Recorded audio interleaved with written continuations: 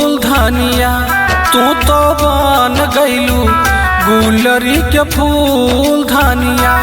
काहे हमरा के गइलू तू भूल धनिया, काहे हमरा के गइलू तू भूल धनिया। तू तो बन गइलू गुलरी के फूल धनिया, तू तो बन गइलू गुलरी के फूल धनिया। तू तो बन गइलू कि तू तो दिल में बड़ा, तू तो बन गइलू गुलरी के फूल धनिया। कि तू तो दिल में बड़ा, बड़ा ना दूर जनवा। तू ही बड़ा जान हमर दिल के अरमान हो, छूटी नाही साथ भले चल जाई जान हो।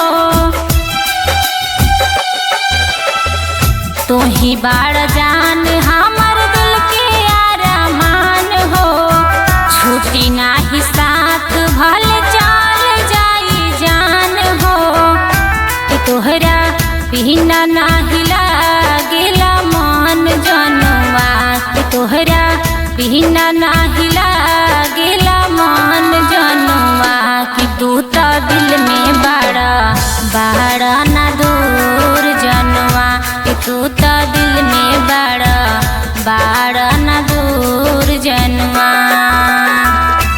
तू तो बन गइलू, कि तू तो दिल में बड़ा, तू तो बन गइलू गुलरी के फूल धनिया। कि तू तो दिल में बड़ा, बड़ा ना दूर जनवा। कहले रहलू जान तोहे गाबो ना भुलाई, जन्मो जन्म के साथी तोहो के बनाई। एहो कहले रहलू जान तोहे गाबो ना भुलाई, जन्मो जन्म के साथी तोहो के बनाई। मिलते मराद गइलू भूल धनिया, काहे मिलते मराद गइलू भूल धनिया। तू तो बन गइलू गुलरी के फूल धनिया, तू तो बन गइलू गुलरी के फूल धनिया।